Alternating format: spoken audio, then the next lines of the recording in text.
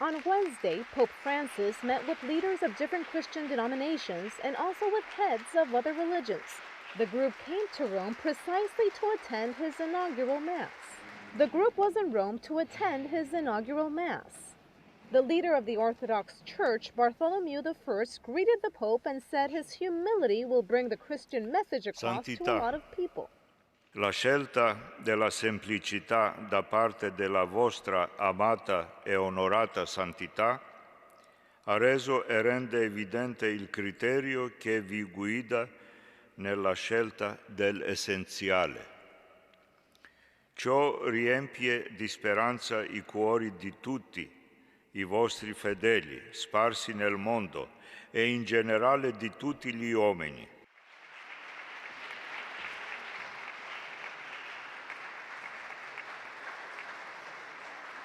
The chairman of Moscow's Patriarchate, Hilarion, was also among the guests. Pope Francis highlighted that the Church is committed to promoting unity among believers, especially now that the Church is celebrating the Year of Faith and the 50th anniversary of the Second Vatican Council. Da parte mia, desidero assicurare, sulla scia dei miei predecessori, la ferma volontà di proseguire nel cammino del dialogo ecumenico. Ringrazio sin d'ora il Pontificio Consiglio per la promozione dell'unità dei cristiani.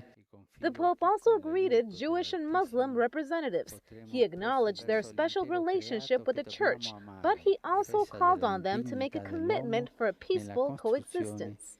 La Chiesa Cattolica è consapevole dell'importanza che ha la promozione dell'amicizia e del rispetto tra uomini e donne di diverse tradizioni religiose. Questo voglio ripeterlo. Promozione dell'amicizia e del rispetto tra uomini e donne di diverse tradizioni religiose. After his speech, the Pope greeted each representative one by one, and perhaps the friendliest greeting was with a rabbi from Buenos Aires, which is the city where Bergoglio was Archbishop. The Pope received several gifts that reflected all the cultural and religious diversity in the room. The gifts included these Eastern icons and also this bright African cross.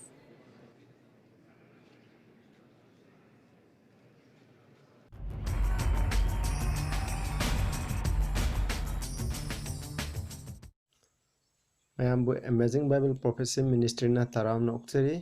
asi jo ekhoina current event khara nainasi Roman Catholic ki apambasing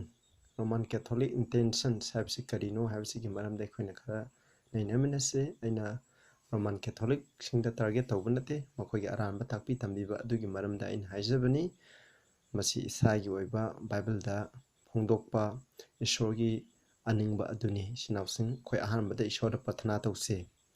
Sargada leba ipa yam thagasare koina huji koina nainagadruba topic asida nahana bor pina view pa isho na ki Bible ke asumba khangan view ekhoigi tumduna lairiba khoi kyaba nana makeup thok ngaman view isagi oiba wai ngangan bigenu na ki aningba pa mudugi matungna thawaina singbiduna asumba sing ase phongdok ngaman view Prabhu Jesu Christ gi minda kuramjari amen aduga aigi topic ase ina Roman nungsiraba Roman Catholic chinausing yamna ishona haiba inba yamna dharma chenba missing adugi maramda angjaba natte isnausing masi makoi aran batakpi tambiba adugi maramda Bible da masi gi maramda prophesy tawduna tanen amsung revelation gi lairikingda masi gi maramda iduna lai madugi damu aina mayamda khara khangan bani madugi damak waro biroi an bada second Thessalonians 2 gi 3-4 da ekhoina paminase mi kana amtana na khoibu karigumba upai ama tawduna namthak tahongunu maramdi ishorgi numit ado apostasy laikha taba ama hana laktragati lakloi habni laikha taba habide ishorgi wanja thangbu hontokpa duga pap khogi church asibu norokki lambi da chamba amambagi lambi da chingbiba atugumba laikha taba ama church ta laktringaidi hairaba numit ado Prabhu Jesu Christ gi numit ado lakwai habni and that man of still believable aduga pap ki mi ado phongtok pigani the son of perdition lekha tabagi masanupa ado masi lekha tabigi masanupa aduga man of sin habse kanano habse verse 4 hai who oppose and exalt himself above all that is called God or that is worship aikoina khurumniriba ishor aikoina khurunariba ishorgi matakta masamukse wangna thangatchaba amazung hairiba ishor sigi mahakta mayokta mahangna leigini aduguma man of sin asina ishor ꯃꯍꯥꯛ ꯏꯁꯣꯔꯒꯨꯝꯅ ꯏꯁꯣꯔꯒꯤ ꯃꯊꯛꯇ ꯋꯥꯡꯅ ꯊꯥꯡꯒꯠꯆꯒꯅꯤ ꯃꯍꯥꯛꯅ ꯏꯁꯣꯔꯒꯤ ꯃꯥꯅ ꯇꯧꯊꯣꯔꯛꯄ ꯊꯕꯛ ꯈꯨꯗꯤꯡꯃꯛ ꯏꯁꯣꯔꯒꯤ ꯄ꯭ꯔꯚꯨ ꯖꯤꯁꯨ ꯈ꯭ꯔꯤꯁꯇꯒꯤ ꯃꯥꯌꯣꯛꯇ ꯂꯩꯒꯅꯤ ꯍꯥꯏꯅ ꯃꯁꯤꯗ E so that he as God seated in the temple of God showing himself that he is God ꯀꯩꯒꯤꯗꯃꯛ ꯃꯍꯥꯛꯅ ꯎꯠꯂꯤꯕꯅꯣ ꯍꯥꯏ ꯀꯥꯟꯗ ꯏꯁꯣꯔꯒꯤ ꯂꯥꯏꯁꯪꯗ ꯏꯁꯣꯔꯒꯤ ꯆꯔꯆꯇ ꯃꯍꯥꯛ ꯐꯝꯗꯨꯅ ꯃꯍꯥꯛ ꯏꯁꯣꯔꯅꯤ ꯍꯥꯏꯅ ꯍꯥꯏꯖꯒꯅꯤ ꯍꯥꯏꯕꯅꯤ ꯑꯗꯨꯅ ꯍꯥꯏꯔꯤꯕ ꯕꯥꯏꯕꯜꯒꯤ ꯄ꯭ꯔꯣꯐꯦꯁꯤ ꯑꯁꯤ ꯀꯅꯥꯗ ꯊꯨꯡꯒꯦ ꯍꯥꯏꯕ ꯃꯇꯝꯗ ꯔꯣꯃꯥꯟ ꯀꯦꯊꯣꯂꯤꯛ ꯆꯔꯆꯇ ꯃꯁꯤ ꯃꯄꯨꯡ ꯐꯥꯅ ꯊꯨꯡꯏ ꯑꯩꯅ ꯃꯃꯥꯡꯗꯁꯨ ꯁꯔꯃꯣꯟ ꯀꯌꯥ ꯄꯤꯈ꯭ꯔꯦ ꯃꯗꯨꯗꯁꯨ ꯌꯥꯎꯔꯤ ꯃꯈꯣꯏꯒꯤ ꯂꯨꯆꯤꯡꯕꯁꯤꯡꯅ ꯄꯣꯞ ꯑꯁꯤ ꯏꯁꯣꯔꯅꯤꯅ ꯃꯈꯣꯏ ꯃꯁꯥꯃꯛꯅ ꯍꯥꯏꯖꯩ ꯑꯗꯨꯒ ꯏꯁꯣꯔꯒꯤ ꯄ꯭ꯔꯚꯨ ꯌꯤꯁꯨ ꯈ꯭ꯔꯤꯁꯇꯅ ꯇꯥꯛꯄꯤ ꯇꯝꯕꯤꯕ ꯕꯥꯏꯕꯜꯒꯤ ꯑꯆꯨꯝꯕꯁꯤꯡ ꯑꯗꯨꯒꯤ ꯑꯣꯟꯅ ꯇꯩꯅꯕꯗ ꯃꯈꯣꯏꯅ ꯇꯥꯛꯄꯤ ꯇꯝꯕꯤ ꯍꯥꯏꯕꯅꯤ ꯏꯆꯤꯟꯅꯥꯎꯁꯥ ꯑꯗꯨꯅ ꯃꯁꯤ ꯑꯔꯣꯏꯕ ꯃꯇꯝꯗ ꯐꯣꯡꯗꯣꯛꯀꯅꯤ ꯍꯥꯏꯕꯅꯤ ꯍꯧꯖꯤꯛ ꯃꯍꯥꯛꯀꯤ ꯊꯕꯛ ꯑꯁꯦ ꯌꯥꯝꯅ ꯀꯜꯂꯤ ꯑꯩꯈꯣꯏꯅ ꯗꯥꯔꯛ ꯑꯦꯖꯦꯁꯀꯤ ꯃꯇꯝꯗꯁꯨ ꯃꯍꯥꯛꯀꯤ ꯊꯕꯛ ꯑꯁꯦ ꯑꯁꯨꯛꯀꯤ ꯃꯇꯤꯛ 538 ꯌꯦꯗꯒꯤꯅ 1798ꯀꯤ ꯃꯇꯝꯗ ꯃꯍꯥꯛꯅ ꯌꯨꯔꯣꯞꯇ ꯁꯨꯄꯔꯃꯦꯁꯤ ꯑꯣꯏꯕ ꯃꯇꯝꯗ ꯈ꯭ꯔꯤꯁꯇꯤꯌꯥꯟ ꯃꯤꯂꯤꯌꯟ ꯀꯌꯥ ꯃꯍꯥꯛꯀꯤ ꯃꯈꯨꯠꯇ ꯏꯁꯣꯔꯒꯤ ꯑꯆꯨꯝꯕ ꯆꯠꯄ ꯀꯌꯥ ꯃꯍꯥꯛꯅ ꯂꯣꯏꯁꯤꯟꯈꯤꯕꯅꯤ ꯑꯗꯨꯒ ꯍꯧꯖꯤꯛꯇꯤ ꯃꯍꯥꯛꯀꯤ ꯂꯝꯆꯠ ꯑꯗꯨꯒꯨꯝꯕ ꯃꯇꯝꯗꯨꯗ ꯂꯩꯔꯝꯕ ꯂꯝꯆꯠ ꯑꯗꯨ ꯍꯧꯖꯤꯛꯁꯨ ꯆꯠꯂꯤꯕ꯭ꯔꯥ ꯍꯥꯏꯕꯁꯦ ꯃꯁꯤꯒꯤ ꯃꯔꯝꯗ ꯑꯩꯈꯣꯏꯅ ꯑꯃꯨꯛ ꯌꯦꯡꯁꯤ ꯒ꯭ꯔꯦꯠ ꯀꯟꯇ꯭ꯔꯣꯚꯔꯁꯤ ꯍꯥꯏꯔꯤꯕ ꯂꯥꯏꯔꯤꯛ ꯑꯁꯤꯒꯤ ꯄꯦꯖ 571ꯒꯤ ꯄꯦꯔꯥꯒ꯭ꯔꯥꯐ 2ꯗ ꯑꯁꯨꯝꯅ ꯍꯥꯏ ꯃꯁꯤꯗ ꯑꯁꯨꯝꯅ ꯍꯥꯏ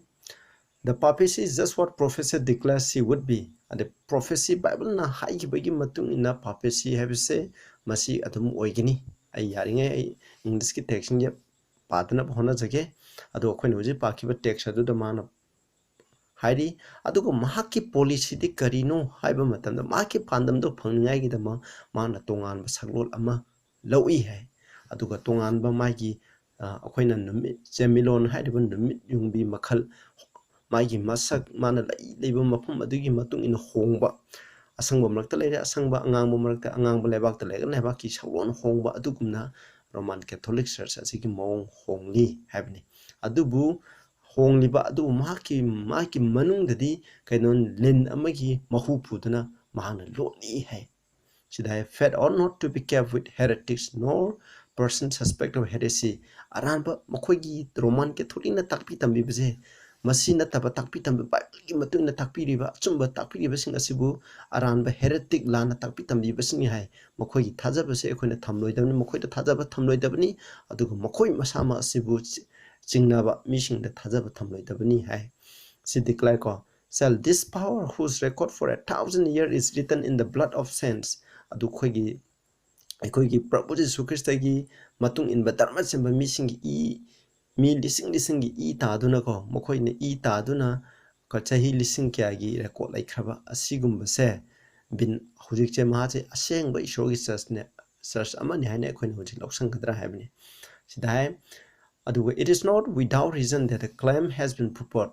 the Roman Catholic countries in Protestant countries in the Roman Catholicism ase magi salon ase asuki mati hongkhre haina makoina khanei ko while from Protestant then in her former times magi mangda hinchai tamba ishogi mising hat nebdo adudagi hojik lairibje masigi yam hongkhre haina sumna mising hainei Roman Catholic thaina mamangi Roman Catholic to oidre ko adu Ellen White sida phajana hai there has been a change ahongba ma lakhre but the change is not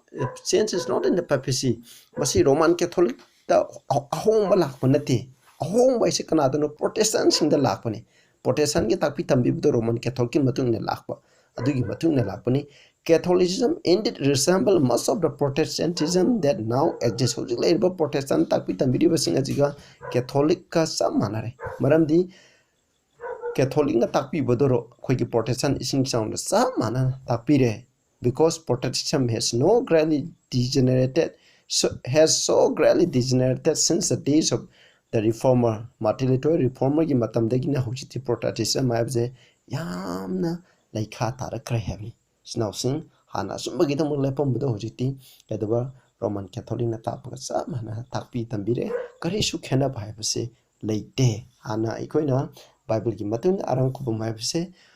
Prabhu Jesu Christ ki mapan khaktan arang kubum phangan hene explore ki tip tai prithvi ki sagar ki makhada aduga akoina prithvi asida akoi arang kubum pigedaba kanasu leite awang ku pibang ngamba min kanasu leite hai akoi bu kan bigedaba min kanasu leite hai riba adudi kanano Prabhu Jesu Christ natana akoi bu kan bigedaba akoi da arang kubum pigedaba kanasu leite haina masigi text asina hai adubu Roman Catholic na de hai arang kubum hai je poki mapan khaktan arang kubum la kani hana asum hai sida Malachi Martin haiba nupa asina asum na hai matudi aikoina मीगी मरक्ता ईश्वर की representative से पोंटिप हाइबदी pope खक्तना pope की थबक थौराम तौरिबा Roman Catholicism असना ईश्वर की असेंगबा representative ओइदी है मंगोंदा ईश्वरना ईश्वर की अरांग को ताकपी तंबिनिंगाई की अकनबा शक्ति अदो मंगोंदा पिबिरी हाइना असुमना हाय अदुगा यीशु ख्रिस्ट हाजे होय ममांग ओइकिबा हुजि जो ओइबा यीशु ख्रिस्ट की ताकपी तंबदो मंगोंदा पे हाय अदुगा कैथोलिक की ताकपी तंबिबा असना कै हाइबा मतमदा सिदा हाय Catholic amasung Catholic na taba Protestant sing pithibgi atopa religion khudimangna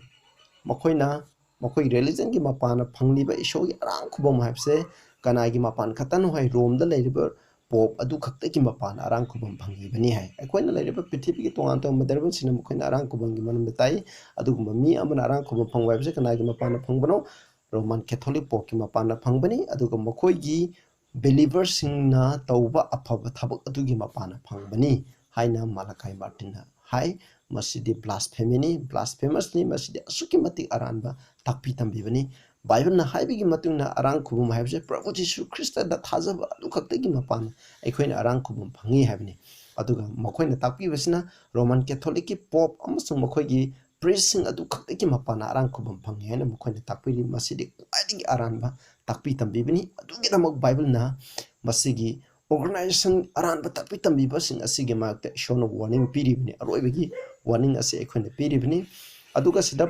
Protestant gi isin Presbyterian gi ekhoina clerk amana asumnai magi information je yengo mana hai hauji chathariba ecumenical movement ase kaidoge haba matamna masina aikhoigi huji lairiba Christian church asida century asida leba Christian church asida ta ngai gi masakni masina hairiba country asida lairiba koina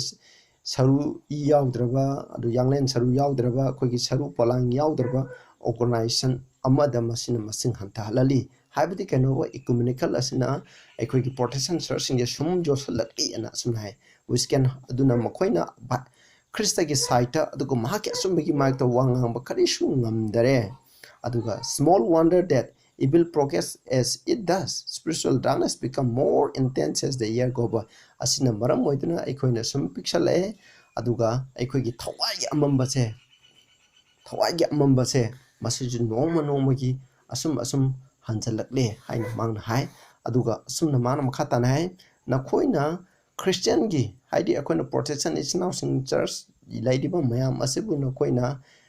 kaidoge hamatanda yamna lamchat ingna chingna pungning tapna ishoga thawai nangna lairibasing asibu aranba fanatical aramba takpi tambibani bigoteni habdi makhoigi aning badugi matungna tai Bible gi matungna takpi de haida na khoina lawba taragadi John Knox kumba John Calvin Martin Luther adu continent aduga Archbishop Cranmer England da laigiba makhoigi reformers singna takpi tambiriba makhoigi popkim aranbasing adugi maikta lairiba asigumba asidi karini haina na koina lawgani adubu aikoina asigumba company asida yawbada aikoi yamna harawi haina mangna asumna haisna akoi asigumba thongna je koina darkar leibe tai hujiki matamda natragadi Roman Catholicism aikoi loina josan gragani aikoi degi arang kubamgi asadu phabu mangki gani hai Roman Catholic ki dharma haibse Babylon thaine ki Babylon ki dharma aduga karishu khena balaite Revelation 17 ge 5 ta hai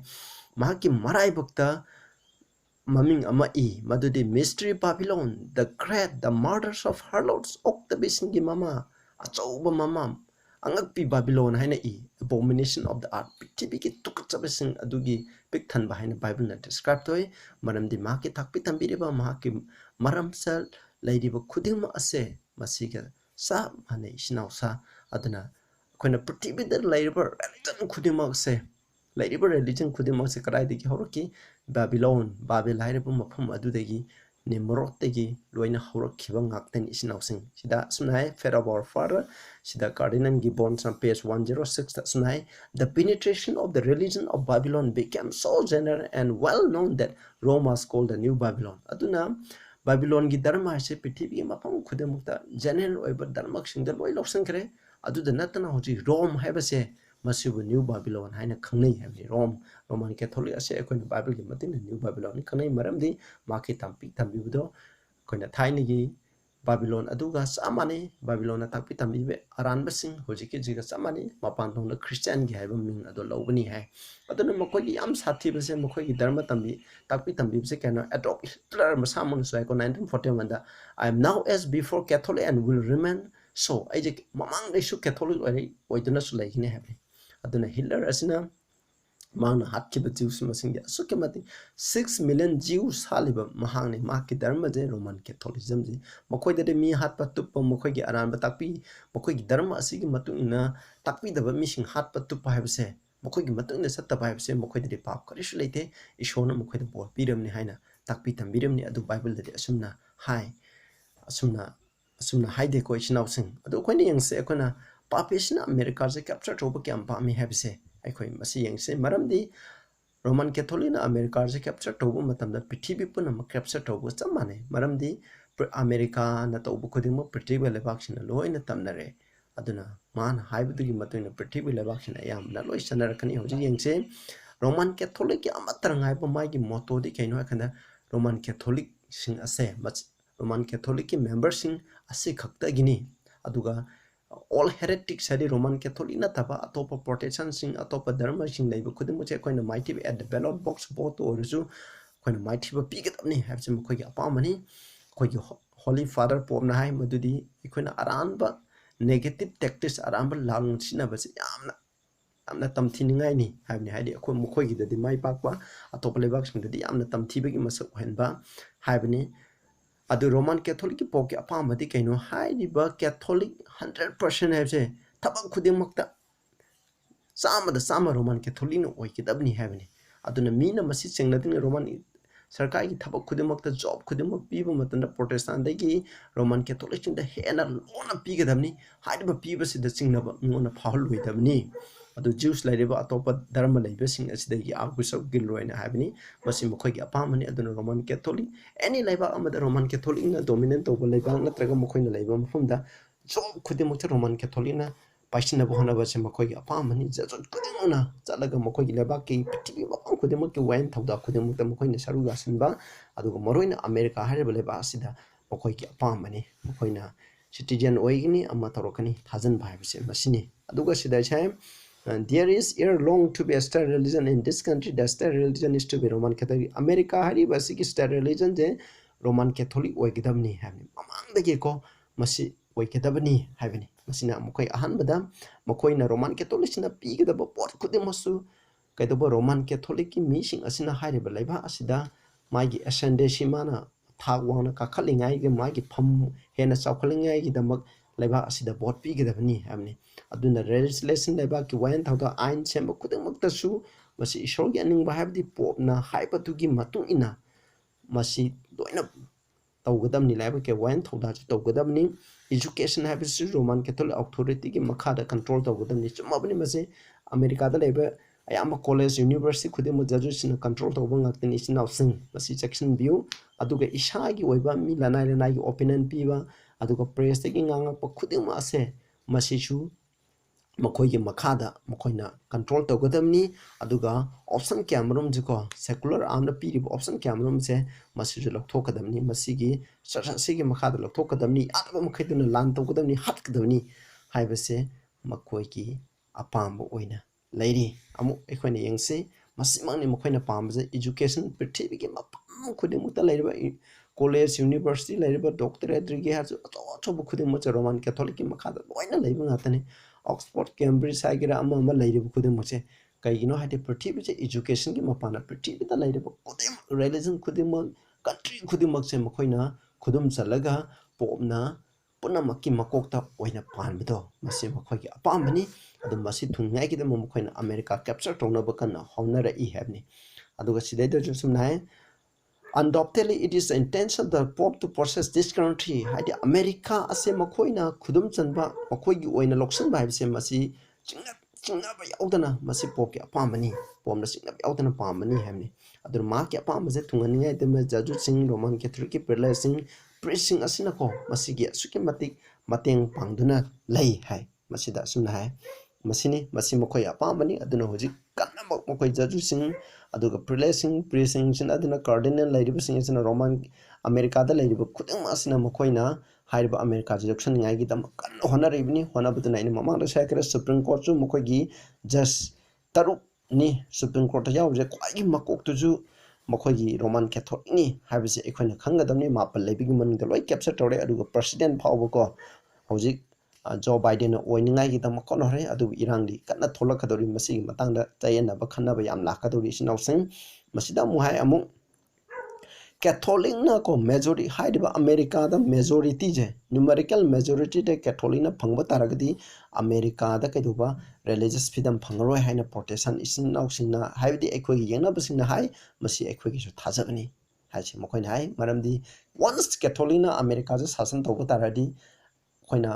ꯑꯃꯦꯔꯤꯀꯥꯅ ꯄ꯭ꯔꯤꯊꯤꯕꯤꯗ ꯆꯥꯎꯈꯠꯂꯤꯕꯁꯤꯒꯤ ꯃꯔꯝ ꯀꯔꯤꯒꯤꯅꯣ ꯍꯥꯏꯕ ꯃꯇꯝꯗ ꯕꯥꯏꯕꯜꯗꯁꯨ ꯑꯩꯈꯣꯏꯅ ꯍꯥꯏ ꯔꯦꯚꯦꯂꯦꯁꯟ 13ꯒꯤ verse 11-12ꯇ ꯑꯁꯨꯝꯅ ꯍꯥꯏꯕꯒꯤ ꯃꯇꯨꯡꯗ ꯀꯩꯗꯧꯒꯦ ꯍꯥꯏꯕ ꯃꯇꯝꯗ ꯄ꯭ꯔꯤꯊꯤꯕꯤ ꯃꯉꯣꯟꯗ ꯔꯤꯂꯤꯖꯤꯌꯁ ꯐ꯭रीडम ꯄꯤꯕ ꯆꯥꯅꯤꯡꯕ ꯙꯔꯃ ꯆꯠꯄ ꯌꯥꯕ ꯁꯦꯀꯨꯂꯔꯤꯖꯝ ꯂꯩꯕ ꯑꯗꯨꯒ ꯗꯦꯃꯣꯀ꯭ꯔꯦꯁꯤ ꯂꯩꯕ ꯑꯁꯤꯅ ꯔꯤꯄꯕ꯭ꯂꯤꯀꯦꯅꯤꯖꯝ ꯑꯃꯁꯨꯡ ꯄ꯭ꯔꯣꯇꯦꯁꯇꯤꯖꯝ ꯂꯩꯕ ꯆꯔꯆꯀ ꯁ꯭ꯇꯦꯠꯀ ꯇꯣꯉꯥꯟꯕ ꯑꯁꯤꯅ ꯑꯃꯦꯔꯤꯀꯥꯅ ꯄ꯭ꯔꯤꯊꯤꯕꯤꯗ ꯆꯥꯎꯈꯠꯂꯝꯃꯤ ꯑꯗꯨꯅ ꯄ꯭ꯔꯤꯊꯤꯕꯤꯒꯤ ꯑꯣꯠ ꯅꯩꯔꯕ ꯂꯥꯏꯔꯤꯛ ꯂꯥꯏꯁꯨ ꯍꯩꯔꯕ ꯙꯔꯃꯒꯤ ꯇꯣꯉꯥꯟꯕ ꯙꯔꯃꯒꯤ ꯃꯤꯁꯤꯡꯒꯤ ꯂꯥꯟꯖꯦꯟꯅꯐꯝꯁꯦ ꯑꯃꯦꯔꯤꯀꯥꯅꯤ ꯑꯃꯦꯔꯤꯀꯥꯗ ꯁꯩꯗꯥꯡ ꯄꯤꯔꯒ ꯃꯈꯣꯏꯒꯤ ꯃꯄꯥꯟꯅ ꯑꯃꯦꯔꯤꯀꯥꯁꯦ ꯃꯈꯣꯏꯒꯤ ꯂꯥꯏꯔꯤꯛ ꯂꯥꯏꯁꯨ ꯍꯩꯕ ꯑꯗꯨꯒꯤ ꯃꯉꯥꯜ ꯑꯗꯨꯒꯤ ꯃꯄꯥꯟꯅ ꯑꯃꯦꯔꯤꯀꯥꯒꯤ ꯁꯤꯇꯤꯖꯟ ꯑꯣꯏꯔꯒ ꯑꯃꯦꯔꯤꯀꯥꯗ ꯆꯥꯎꯈꯠꯂꯛꯏꯕꯅꯤ ꯍꯥꯏꯕꯁꯤ ꯑꯩꯈꯣꯏꯅ ꯃꯇꯝ ꯈꯨꯗꯤꯡꯗ ꯀꯥꯎꯒꯨꯝꯁꯤ ꯍꯥꯏꯕꯅꯤ ꯑꯗꯨꯕꯨ ꯍꯥꯏꯔꯤꯕ ꯂꯩꯕꯥꯛ ꯑꯁꯤꯗ ꯑꯗꯨꯒꯨꯝꯕ ꯆꯠꯅꯤꯡꯕ ꯙꯔꯃ ꯆꯠꯄ ꯌꯥꯗ꯭ꯔꯕ ꯔꯣꯃꯥꯟ ꯀꯦꯊꯣꯂꯤꯛ ꯈꯛꯇꯪꯅ ꯆꯠꯀꯗꯕꯅꯤ ꯍꯥꯏꯕ ꯇꯥꯔꯒꯗꯤ ꯃꯁꯤ ꯀꯩꯗꯧꯕ ꯔꯤꯂꯤꯖꯤꯌꯁ ꯐ꯭रीडम ꯑꯁꯦ ꯃꯥꯡꯉꯅꯤ ꯍꯥꯏꯕꯁꯦ ꯃꯁꯤ ꯌꯥꯝ ꯆꯨꯝꯃꯕꯅꯤ ꯊꯨꯅ ꯍꯥꯏꯕꯅꯤ ꯑꯩꯅ ꯃꯃꯥꯡꯗꯁꯨ ꯍꯟꯖꯤꯟ ꯍꯟꯖꯤꯟ ꯄꯥꯈ꯭ꯔꯦ ꯑꯗꯨꯅ ꯌꯨꯅꯥꯏꯇꯦꯗ ꯁ꯭ꯇꯦꯠꯁꯅ ꯄ꯭ꯔꯤꯊꯤꯕꯤꯁꯦ ꯔꯨꯜ ꯇꯧꯕ ꯃꯇꯝꯗ ꯀꯦꯊꯣꯂꯤꯛ ꯆꯔꯆꯅ ꯋꯥꯔꯜꯁꯦ ꯔꯨꯜ ꯇꯧꯒꯅꯤ ꯍꯥꯏꯕꯒꯤ ꯑꯔꯊꯗꯤ ꯑꯃꯦꯔꯤꯀꯥ ꯑꯁꯦ ꯔꯣꯃꯥꯟ ꯀꯦꯊꯣꯂꯤꯛꯅ ꯔꯨꯜ ꯇꯧꯒꯅꯤ ꯑꯗꯨꯒꯤ ꯃꯇꯨꯡꯗ ꯄ꯭ꯔꯤꯊꯤꯕꯤ ꯑꯁꯦ ꯔꯣꯃꯥꯟ ꯀꯦꯊꯣꯂꯤꯛꯅ ꯔꯨꯜ ꯇꯧꯒꯅꯤ ꯍꯥꯏꯕꯒꯤ ꯃꯈꯣꯏꯒꯤ ꯆꯥꯎꯔꯕ ꯑꯁꯥꯁꯤ ꯂꯩꯔꯤ ꯑꯗꯨꯒꯤꯗꯃꯛ ꯑꯩꯈꯣꯏꯅ ꯃꯃꯥꯡꯒꯤ ꯏꯂꯦꯛꯁꯟꯗ ꯍꯟꯗꯛꯀꯤꯏꯂꯦꯛꯁꯟ ꯑꯁꯤꯗ ꯅꯕꯦꯝꯕꯔꯒꯤ 3ꯒꯤꯏꯂꯦꯛꯁꯟ ꯑꯁꯤꯗ ꯑꯩꯈꯣꯏꯅ ꯗꯣꯅꯥꯜड ꯇ꯭ꯔꯝꯕꯨ ꯃꯥꯏꯊꯤꯅꯕ ꯀꯟꯅ ꯂꯥꯜꯂꯣꯡ ꯑꯔꯣꯟꯕ ꯆꯠꯊꯈꯤꯕꯁꯦ ꯃꯁꯤꯒꯤꯅꯤ ꯑꯗꯨꯒ ꯍꯧꯖꯤꯛ ꯑꯃꯦꯔꯤꯀꯥꯗ ꯄ꯭ꯔꯣꯇꯦꯁꯇꯦꯟꯠꯁꯤꯡ ꯍꯥꯏꯕꯁꯦ ꯃꯈꯣꯏ ꯂꯩꯇꯔꯦ ꯄ꯭ꯔꯣꯇꯦꯁꯇꯦꯟꯠꯀꯤ ꯇꯥꯛꯄꯤ ꯇꯝꯕꯤꯕ ꯍꯥꯏꯕꯁꯦ ꯂꯩꯇꯔꯦ ꯍꯥꯏꯕꯁꯤꯅꯤ ꯃꯣꯏ ꯃꯃꯥꯡꯗꯒꯤ 1955ꯗ ꯑꯁꯨꯝꯅ ꯍꯥꯏ ꯇꯥꯏꯝ ꯃꯦꯒꯥꯖꯤꯟꯗ ꯍꯥꯏ ꯑꯁꯨꯝꯅ it no longer can be said today that the US is a Protestant country ꯑꯃꯦꯔꯤꯀꯥꯁꯦ ꯄ꯭ꯔꯣꯇꯦꯁꯇꯦꯟꯠꯒꯤ ꯂꯩꯕꯥꯛ ꯑꯃꯅꯤ ꯍꯥꯏꯕꯁꯦ ꯍꯥꯏꯕ ꯌꯥꯗ꯭ꯔꯦ ꯍꯧꯖꯤꯛꯇꯤ ꯃꯈꯣꯏꯒꯤ ꯂꯩꯔꯤꯕ ꯑꯩꯈꯣꯏꯅ ꯍꯧꯖꯤꯛ ꯂꯩꯔꯤꯕ ꯃꯈꯣꯏꯒꯤ ꯄ꯭ꯔꯣꯇꯦꯁꯇꯦꯟꯠꯒꯤ ꯂꯨꯆꯤꯡꯕ ꯈꯨꯗꯤꯡꯃꯛ ꯔꯣꯃꯥꯟ ꯀꯦꯊꯣꯂꯤꯛꯀ ꯆꯠꯃꯤꯟꯅꯔꯦ ꯑꯗꯨꯅ ꯔꯣꯃꯥꯟ ꯀꯦꯊꯣꯂꯤꯛꯅ ꯇꯥꯛꯄꯤꯕꯗ ꯑꯩꯈꯣꯏꯅ ꯀꯦꯅꯦꯊ ꯀꯣꯄꯂꯦꯟꯒꯨꯝꯕ ꯂꯩꯔꯤꯕ ꯑꯗꯒꯤ ꯑꯐꯥꯎ ꯑꯐꯥꯎꯕ ꯕꯦꯅꯤ ꯍꯤꯟ ꯂꯩꯔꯤꯕ ꯈꯨꯗꯤꯡꯃꯛ ꯑꯁꯤꯅ ꯇꯣꯅꯤ ꯄ꯭ꯂꯥꯃꯔ ꯑꯩꯈꯣꯏꯅ ꯃꯈꯣꯏꯅ ꯍꯥꯏꯕꯁꯤ ꯋꯤ ꯑꯥꯔ ꯑꯣꯜ ꯀꯦꯊꯣꯂꯤꯛ ꯍꯥꯏꯅ ꯃꯈꯣꯏꯅ ꯂꯣꯏꯅ ꯍꯥꯏꯈ꯭ꯔꯕꯅꯤ ꯃꯈꯣꯏ ꯀꯦꯊꯣꯂꯤꯛꯀꯤ ꯃꯇꯨꯡꯏꯟꯅ ꯄꯣꯞꯇ ꯌꯦꯡꯉꯒ ꯄꯣꯞꯅ ꯇꯥꯛꯄꯤꯕꯗꯨꯒꯤ ꯃꯇꯨꯡꯏꯟꯅ ꯃꯈꯣꯏ ꯂꯣꯏꯅ ꯆꯠꯃꯤꯟꯅꯔꯤ ꯑꯗꯨꯅ ꯄ꯭ꯔꯣꯇꯦꯁꯇꯦꯟꯠꯁꯤ ꯂꯩꯇꯔꯕꯅꯤ ꯑꯦꯛꯁꯦꯞ 7 ꯗꯦ ꯑꯦꯗꯚꯦꯟꯇꯤꯁ ꯅꯠꯇꯅ 7 ꯗꯦ ꯑꯦꯗꯚꯦꯟꯇꯤꯁ ꯐꯥꯎꯕ ꯂꯤꯗꯔꯁꯤꯞ ꯑꯌꯥꯝꯕ ꯐꯥꯎꯕ ꯃꯈꯣꯏꯒ ꯆꯠꯃꯤꯟꯅꯅꯤꯡꯉꯥꯏ ꯀꯟꯅ ꯇꯧꯔꯤꯕꯅꯤ ꯏꯆꯤꯟ-ꯏꯅꯥꯎꯁꯤꯡ ꯁꯤꯗ ꯍꯥꯏ Protestantism has not never can have any right where Catholicity has triumphed. Catholicismna joy oikraba Roman Catholic ki takpi tambibna joy oikraba hairiba Catholic na majority oiba mafamda Protestant ki takpi tambiba se masi makhoi right ase kari amta leite haibani. Masi yam chumlabani Poland gumba mafamdadi adugumba leite aduga aroibda yengse persecution is coming soon. aduna makhoi na takpi tambibagi matungna makhoi na haibigi matungna ekhoi chattaba taragadi adugidamak persecution lakrani isnausa tuna national sunday law se ekhoi na pass tarogani haibase ekhoi matam kudingda ready leise Daniel 7:25 ki matungda mahangna ishogi mayakta achauba wangangani mahangna ishogi mi singbu hatkani christian singbu hatkani mahangna time amusung law seng thokani ishogi yathang Ten commandments sibu hongdoki dareni shuba sabat asin numaji numit ontoki aduna aran batakpi bu kyamru mahana tauri and there shall be given into his son until a time the mongol the time and terms and dividing of time habidi sahi ahum khai habidi prophecy the sahi lising masani humpu 530 8 AD dagna 790 AD phawje Roman Catholic na prithvi asida joy tawkhibda adugi maramda ngang ibani ishwagi ain sing change tawri aduna hoji climate crisis laiba covid-19 laiba khudima nomaiji no misengda sengna ngak tabi la ibani climate crisis is solve tawgi hadi prithvi da laiba mipong khudimuna common good have the nomaiji no mit asida thabak inkhang chuba lepaba gari sakpa lepaba adui tadi khoina masi phagani haina mokoina kanna claim tawruni adugi matune UN na su 2015 da UN Paris Climate Agreement and sign tawribni masileba khudimungna loina tawribni India kangde koi lairib kodamna yana duna lairibni okona yana bagi matung ina kaitaba America da masi hana pass tawnya honabni America da pass tawdi mafam khuding da pass tawnya gi da ma honagani Revelation 13 ki 40 dai prithvi da lairib aduna singlai hengo sa du da sakti pi ki singlai haibadi Satan busu khurangani sa adubu khurumduna mokhoina haigani sa sig manaba kanano ma ka kanana lansem tawbang ngamgani maki maikta kanana lepangamni sa habji Roman Catholic ni maklo singba pop asig maikta kanana lepangamgani haina prithvi da leba khuding muna khurumgani hoji prithvi da leba khuding muna masi khurumningai gi dama ekoina honari bani isnawse ekoina kaugumsiko aduga khoina ecumenical movement da hoji mamangi aina video clip amso mamang hapsa kimni yengbiyo aduna masida habse prithvi gi ta laiba hanta ki covid-19 si markta prithvi gi daiba dharma kodem gi luching basing aduna khoina Vatican da koragum khoina prarthana tawduna tawminare bisni aduna prithvi laiba region khodema khoina Roman Catholic ki makha da loi lakhani maramdi Roman Catholic ki takpi tambibaga prithvi gi dharma sing na takpi tambiriba kari sukhena balaite haibase ekoina kaugumsi maming da Christian haibani loina laimuti khurami tawdiba khudimakta loina tawi haibase ekoina kaugumsi aduga sidada koina history wili na ko magi volume 16 ko chapter 1 da asumna hai that malicious and abominable sect of malignant if they refuse to abjure to be crushed like venomous snakes masna the Protestants in the asukmati hinjai tamba tukutsaningai masak orba makoina ko makoi takpi tambirebo to thadu yadragadi makoi je len ikoina khongpang ne khairaga ko mahut semba len hatpado adugumna makoi hatu kadamni hamni ngasi maksu lagani ishrogi asengba Bible gi matung na saliba ishrogi sabha sing chumna nga iba Bible gi matung na takpi tambiriba mepung khuding ma ase asigumba decree ase makoina habigi matuina satragadi lagani nang iso asumba dugi matuina satragadi asigumba lagani havne asda roiba quotation pazarke experiences that there is no remedy for the evil but to put heretics Protestant to death havne makoina phattaba hengo phattaba asigi phattabagi ngakthong ngai upai amata leite heretics haidi Bible gi matungina takpi tambiba missing ase hatpa natana upai leite havne makogi mase roiba matam dus lakani soidra mak thola gadamni the church had Roman church proceeded gradually and tried every enemy at first. She merely excommunicated them. Afterwards, she added a fine. Then she banished them. Then finally, she was constrained to put them to death. Among tiny mind, the Mokoni of the church take it and talk any other mutton the fine tiangini, Aduri Mokoido, Loy Tagani, Mamaitan the Kedova Mokoi, Hatkani, have seen a Cardinal Balamer, famous champion of Romanism, Haiba Lady Asida, scheme maker na copes 76 asum havni masi ma isna sa thumduna lagana hojiti mya ma pantongna babasai laudator si masi prithvi je sande logi makhada no majing ge ancient ngai gi dam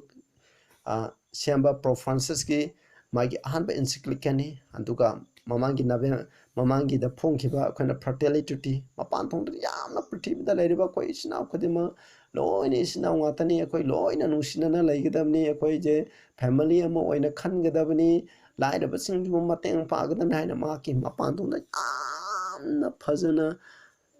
ekoi yamna phaja saklon saduna oli adubu ma ki masi utchairebani mapan tongda yamna phaja akoi isna khudani aduna ma ki makhada pullaga adudi punba taragsu mai makhada pullaga mai ki makhada senthum loi control toraga ekoina painingba paiba yadraba mana sida piu sigi darka leba adugi matungna mana invest ogadaba adugi matungna chaningai gi tam plan economy religion government khudimo sa mai gi makhada langai gi dama tawriba aronba plan ngaktini sinausa masidegi ekoi minna singase aikoi hojik ꯍꯧꯖꯤꯛꯇꯒꯤ ꯍꯧꯅ ꯕꯥꯏꯕꯜꯁꯦ ꯑꯩꯈꯣꯏ ꯄꯥꯔꯁꯤ ꯏꯆꯤꯟ ꯏꯅꯥꯎꯁꯦ ꯑꯩꯅ ꯍꯥꯏꯔꯤꯕꯁꯤꯡ ꯑꯁꯦ ꯕꯥꯏꯕꯜꯒꯤ ꯃꯇꯨꯡ ꯏꯟꯅ ꯍꯥꯏꯕ꯭ꯔꯥ ꯍꯥꯏꯗꯕ꯭ꯔꯥ ꯅꯈꯣꯏꯁꯨ ꯕꯥꯏꯕꯜ ꯄꯥꯔꯒ ꯌꯦꯡꯕꯤꯔꯣ ꯊꯤꯕꯤꯔꯣ ꯑꯆꯨꯝꯕ ꯍꯤꯁꯇ꯭ꯔꯤꯒꯤ ꯂꯥꯏꯔꯤꯛꯁꯤꯡꯗ ꯅꯈꯣꯏꯅ ꯊꯤꯕꯤꯔꯣ ꯑꯔꯥꯟꯕꯔꯥ ꯂꯥꯟꯗꯕ꯭ꯔꯥ ꯍꯥꯏꯕꯗꯨ ꯑꯩꯈꯣꯏꯅ ꯌꯦꯡꯉꯒ ꯍꯧꯖꯤꯛ ꯃꯤꯀꯞ ꯊꯣꯛꯑꯒ ꯑꯆꯨꯝꯕꯒꯤꯗꯃꯛ ꯂꯦꯞꯄ ꯃꯇꯝ ꯑꯣꯏꯔꯕꯅꯤ ꯑꯗꯨ ꯅꯠꯇꯕ ꯇꯥꯔꯗꯤ ꯏꯆꯤꯟ ꯏꯅꯥꯎꯁꯤꯡ ꯄ꯭ꯔꯚꯨꯅ ꯂꯥꯛꯄ ꯃꯇꯝꯗ ꯑꯩꯈꯣꯏ ꯂꯣꯏ ꯅꯝꯊꯥꯛ ꯇꯧꯒꯅꯤ ꯑꯩꯈꯣꯏ ꯅꯣꯔꯠꯀꯤ ꯁꯥꯏꯠꯇ ꯂꯩꯔꯝꯕ ꯃꯤꯁꯤꯡ ꯑꯗꯨ ꯑꯣꯏꯒꯅꯤ ꯑꯗꯨ ꯑꯣꯏꯗꯅꯤꯡꯉꯥꯏꯒꯤꯗꯃꯛ ꯑꯩꯅ ꯑꯁꯦꯡꯕ ꯑꯆꯨꯝꯕꯁꯦ ꯍꯥꯏꯖꯕꯅꯤ ꯑꯗꯨꯅ ꯀꯅꯥꯒꯨꯝꯕ ꯈꯔꯗꯤ ꯑꯩꯅ ꯑꯆꯨꯝꯕ ꯍꯥꯏꯕꯒꯤꯗꯃꯛ ꯑꯩꯒꯤ ꯃꯦꯁꯦꯖꯁꯦ ꯇꯥꯅꯤꯡꯗꯦ ꯑꯗꯨꯅ ꯁꯕꯁꯀ꯭ꯔꯥꯏꯕ ꯇꯧꯔꯒꯁꯨ ꯃꯈꯣꯏꯅ ꯂꯧꯊꯣꯛꯏ ꯑꯗꯨꯒꯨꯝꯕ ꯀꯌꯥꯃꯔꯨꯝꯁꯨ ꯌꯥꯎꯔꯤꯀꯣ ꯑꯗꯨꯕꯨ ꯑꯩꯗꯤ ꯏꯁꯣꯔꯒꯤ ꯑꯆꯨꯝꯕꯁꯦ ꯍꯥꯏꯒꯅꯤ ꯆꯨꯝꯃꯤ ꯂꯥꯜꯂꯦ ꯍꯥꯏꯕꯁꯤꯗꯤ ꯅꯈꯣꯏꯅ ꯕꯥꯏꯕꯜꯒꯤ ꯃꯇꯨꯡ ꯏꯟꯅ ꯄꯥꯔꯒ ꯂꯦꯞꯄꯤꯌꯨ ꯍꯥꯏꯕꯁꯦ ꯑꯩꯅ ꯃꯌꯥꯝꯗ ꯑꯄꯤꯜ ꯇꯧꯔꯤ ꯑꯆꯨꯝꯕ ꯈꯨꯗꯤꯡꯃꯛꯁꯦ ꯃꯌꯥꯝꯗ ꯁꯤꯌꯔ ꯇꯧꯕꯤꯌꯨ ꯑꯗꯨꯒ ꯁꯕꯁꯀ꯭ꯔꯥꯏꯕ ꯇꯧꯕꯤꯌꯨ ꯍꯥꯏꯅ ꯑꯩꯅ ꯃꯌꯥꯝꯗ ꯍꯥꯏꯖꯔꯤ ꯑꯔꯣꯏ ꯄ꯭ꯔꯊꯅꯥ ꯇꯧꯁꯤ ꯁꯔꯒꯗ ꯂꯩꯕ ꯏꯄꯥ ꯌꯥꯝ ꯊꯥꯒꯠꯆꯔꯦ ꯑꯩꯈꯣꯏꯅ ꯍꯧꯖꯤꯛ ꯅꯩꯅꯈ꯭ꯔꯕ ꯑꯆꯨꯝꯕ ꯑꯗꯨꯒ ꯁꯩꯇꯥꯟꯒꯤ ꯂꯥꯂꯣꯡ ꯑꯗꯨꯒ ꯅꯝꯊꯥꯛꯁꯤꯡ ꯄ꯭ꯔꯤꯊꯤꯕꯤ ꯑꯁꯤꯕꯨ ꯔꯣꯃꯟ ꯀꯦꯊꯣꯂꯤꯛꯅ ꯗꯣꯃꯤꯅꯦꯟ ꯇꯧꯅꯤꯡꯉꯥꯏ ꯕꯥꯏꯕꯜꯒꯤ ꯑꯆꯨꯝꯕ ꯇꯥꯛꯄꯤ ꯇꯝꯕꯤꯕ ꯈꯨꯗꯤꯡꯃꯛꯄꯨ ꯍꯥꯠꯅꯤꯡꯉꯥꯏꯒꯤ ꯇꯧꯔꯤꯕ ꯊꯧꯔꯥꯡ ꯑꯃꯦꯔꯤꯀꯥ ꯐꯥꯎꯕ ꯀꯦꯞꯆꯔ ꯇꯧꯕꯤꯒꯤ ꯇꯧꯅꯤꯡꯉꯥꯏꯒꯤꯗꯃꯛ ꯍꯣꯠꯅꯔꯤꯕ ꯃꯌꯥꯝ ꯑꯁꯤ ꯑꯩꯈꯣꯏꯅ ꯇꯝꯈ꯭ꯔꯦ ꯑꯩꯈꯣꯏꯒꯤ ꯊꯃꯣꯏꯗ ꯅꯍꯥꯛꯀꯤ ꯊꯋꯥꯏ ꯑꯁꯦꯡꯕꯗ ꯉꯥꯡꯕꯤꯌꯨ ꯏꯄꯥ ꯑꯩꯈꯣꯏ ꯃꯤꯀꯞ ꯊꯣꯛꯍꯟꯕꯤꯗꯨꯅ ꯅꯍꯥꯛꯀꯤ ꯑꯆꯨꯝꯕꯒꯤꯗꯃꯛ ꯆꯠꯆꯕ ꯉꯝꯍꯟꯕꯤꯌꯨ ꯄ꯭ꯔꯚꯨ ꯖꯤꯁꯨ ꯈ꯭ꯔꯤꯁꯇꯒꯤ ꯃꯤꯡꯗ ꯈꯨꯔꯨꯝꯖꯔꯤ ꯑꯥꯃꯦꯟ